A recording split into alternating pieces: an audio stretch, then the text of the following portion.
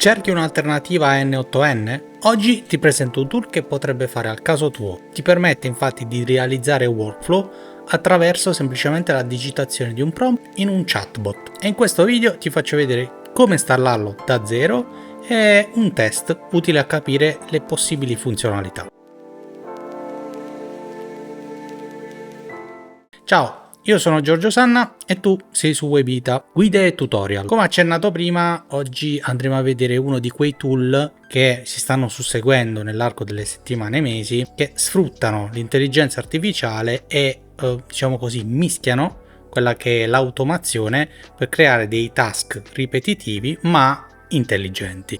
Il tool in questione si chiama SimAI, è disponibile una versione in cloud dove basta registrarsi e subito si può accedere alla dashboard dove gestire e cominciare a creare i propri workflow, ma quello che andremo a vedere oggi in più di questa versione già in cloud è la versione open source.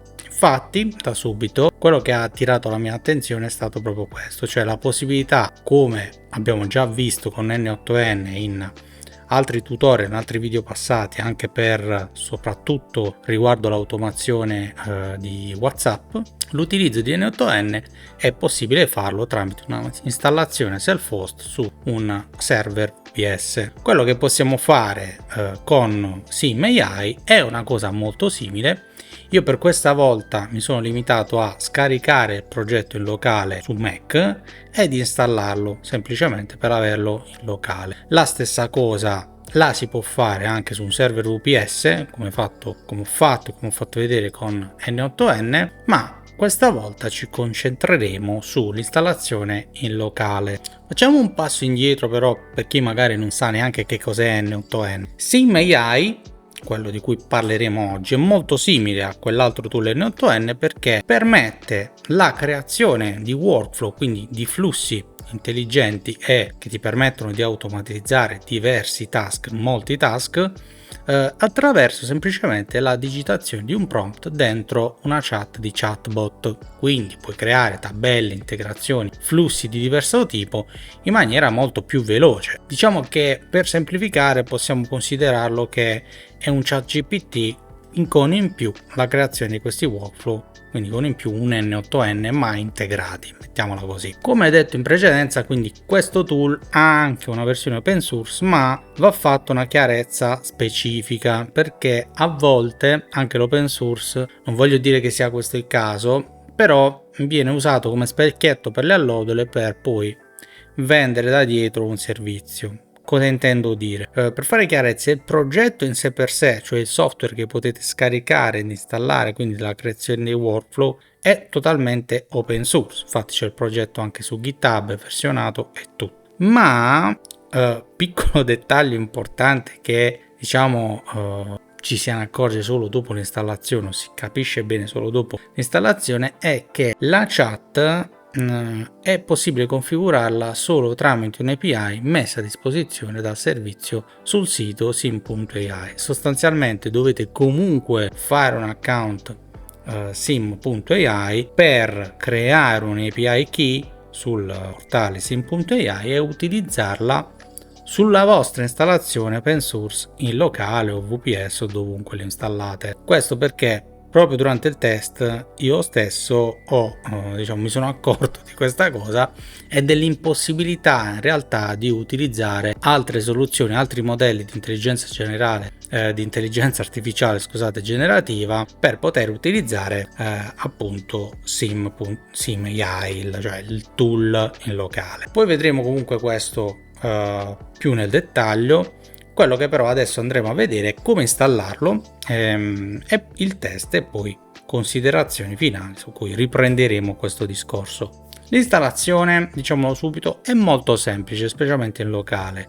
L'unica accortezza che dovete avere è che dovrete, sia su Windows che su Mac, qui vedremo su Mac, installare Docker sulla vostra macchina locale. Questo perché appunto tutta l'installazione girerà dentro il contenitore Docker. Quindi prima cosa, andate sul sito di Docker, scaricate la versione di Docker che serve per il vostro computer Mac in questo caso e avviate l'installazione normalmente. Una volta poi che avete installato Docker, quello che dovete fare è appunto installare Sim AI. Per farlo ovviamente trovate tutti i comandi qui in descrizione, e quello che ho fatto io è mettervi anche il link al blog dove sostanzialmente trovate anche l'articolo collegato a questo tutorial che state vedendo. Lì trovate tutta la guida completa per iscritta, quindi se vi viene più facile potete seguire quello. Una volta quindi clonato praticamente Git, dovete avviarlo, quindi entrare prima dentro la cartella appunto qualsiasi sia la posizione dove avete deciso di metterla. Io per comodità l'ho messa sul desktop, e quindi avviare la composizione di Docker con il comando che sempre trovate in descrizione e che vedete qui. A quel punto vi basterà avviare, una volta avviato il comando per installare e far partire SimAI su browser localhost porta 3000, e troverete già la prima schermata dove dovete fare appunto l'accesso, registrazione e accesso alla dashboard principale del tool.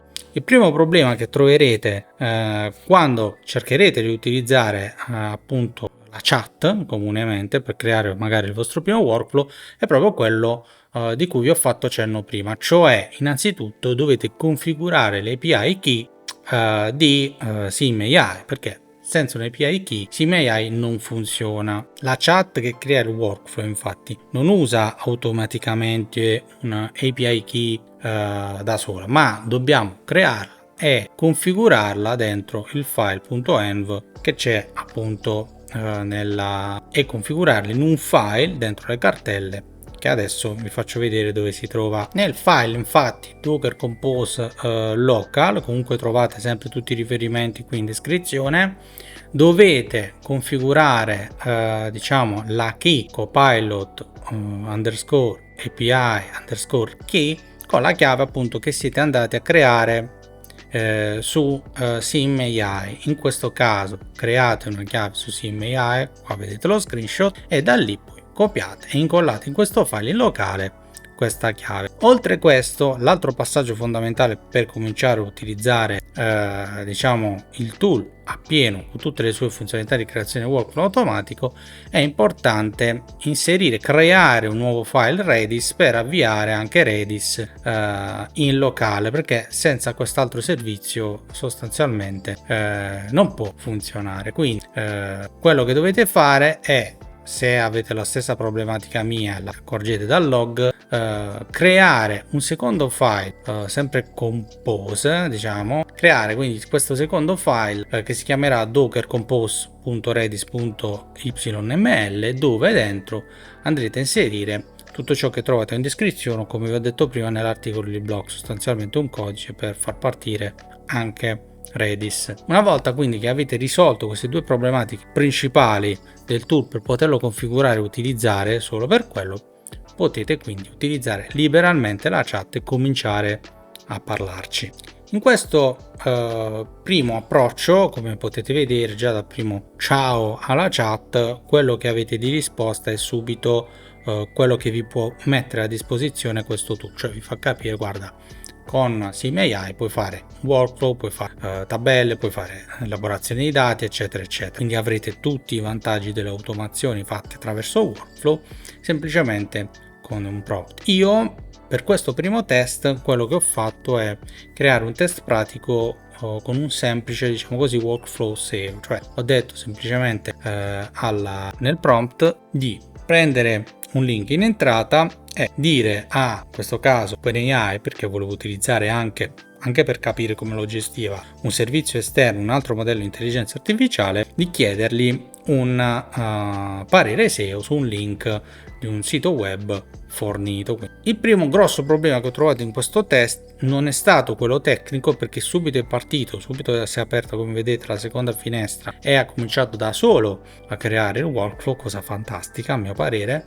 Però il primo problema, che è velocissimo a creare questi moduli, è che mi ha chiesto inserire in chat l'API key di OpenAI. Ecco, questo è un primo grosso, a mio parere, problema di sicurezza, perché non si sta trattando di un modello di intelligenza artificiale locale dove tutti i dati che io vado a inserire in chat rimangono lì, ma si sta trattando di un modello di intelligenza artificiale, peraltro, che passa da un servizio che si chiama SimAI, che si poggia sicuramente Copilot, immagino, ma che non so dove e come tratta i dati che vengono inseriti in chat in maniera trasparente. Oltretutto, cosa che io sinceramente non avevo mai visto, perché potete fare voi stessi la prova, qualsiasi intelligenza artificiale, almeno di quelle più aggiornate, vi dice che tutte le variabili password o variabili sensibili come quelli di un file vi dice chiaramente di non inserirle in chat. Se le inserite in chat, la prima cosa che vi dice è cambiatele.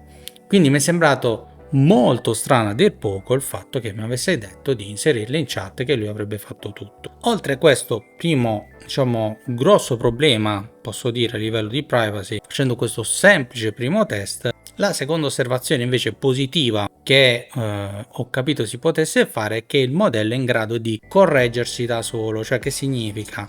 Lui da subito mi aveva fatto questo workflow con questi moduli, però per OpenAI si era basato su un modello GPT 4.0, che è un modello vecchio, e io la prima domanda che gli ho fatto: scusami, puoi aggiornare i modelli, puoi controllare online quali sono gli ultimi modelli e propormi quelli, così magari per questo primo test utilizziamo dei modelli più recenti. Quello che ha fatto è semplicemente fare una ricerca online, quindi anche al modulo web search sostanzialmente integrato, per aggiornarsi e capire cosa propormi. Questa è una cosa molto positiva, perché vuol dire che anche a livello dinamico il modello è capace di interpretare meglio e avere dati più aggiornati su eventuali richieste necessarie, come è stato in questo caso. Il punto però poi che mi ha lasciato un po' spiazzato, come per tornare al discorso che vi ho fatto all'inizio, è stato quello dei costi. Non voglio sbilanciarmi a dire che siano dei costi nascosti, perché nel momento in cui tu vai a prendere un API key e inserirla su un tool è logico che poi vai a pagare a consumazione, perché ormai si fanno pagare tutti così, a seconda di quanto utilizzi appunto quell'API key. Però mi ha lasciato spiazzato il fatto che con questo semplice test, un test come avete visto di 2 prompt forse per sistemare, è comunque un workflow semplicissimo, banale, niente di complicato. Se avete visto per esempio il video di N8N, il workflow che avevo creato per WhatsApp, era molto più complicato pur essendo qualcosa di semplice. In questo caso ho sprecato 300 crediti sui 1000 gratuiti ogni 30 mesi che mi mette a disposizione, ci mette a disposizione SimAI sul suo servizio cloud. Ecco, questo mi ha lasciato un po' basito, perché significa che effettivamente il tier minimo sui prezzi è di circa, se non sbaglio, $21, come vedete qua, e sono solo tra virgolette 6.000 crediti. Immagino che con 3 workflow un po' più complicati questi crediti subito vengano consumati. Ecco, mi ha lasciato un po' perplesso. Poi altra cosa, l'utilizzo, se è solo ferma i crediti, vuol dire che tu puoi creare 3-4 workflow e lasciare quei workflow a lavorare anche per 6 mesi e smettere di pagare? Questa è la domanda anche che mi sono fatto. Quindi forse il vero vantaggio potrebbe essere quello di creare un workflow iniziale, poi comunque lo paghi una volta e ti rimane a lavorare per anche mesi. Questa cosa non ho avuto modo di testarla per ovvie ragioni, non ho tutto questo tempo a disposizione, però sarebbe un qualcosa da capire. Sostanzialmente però, ecco, il discorso dei costi mi ha lasciato un po' perplesso ed è strettamente collegato al fatto di creare comunque un software che sia open source, però poi renderlo strettamente a pagamento tramite per forza l'inserimento di un API key. Se dovessi pensare infatti a questo punto a trarre un po' le conclusioni e fare un confronto tra N8N e SimAI, sicuramente SimAI vi rende molto più accessibile e veloce la realizzazione di un workflow di automazione, però N8N è totalmente gratuito. Secondo me si può fregiare del fatto di essere un open source forse più vero, mi viene da dire, tra virgolette, non so quante virgolette, però sì, mi viene da dire. N8N lo puoi installare in locale su una tua VPS e utilizzarlo a zero senza avere nessun costo, se non quello se lo metti di una VPS della VPS stessa e basta, ma solo se lo metti lì. Comunque sia, invece, la nota positiva è che l'ho trovato molto valido e veloce e funzionale, soprattutto, come avete visto, in appena 1-2 minuti ho scritto un prompt, già mi aveva creato il workflow in pochissimo tempo. Certo, se qualcuno magari è un po' più avanti tecnicamente, potrebbe pensare, vabbè, a questo punto posso usare una mia AI, farmi creare un template per N8N e importarmelo direttamente su N8N, come abbiamo fatto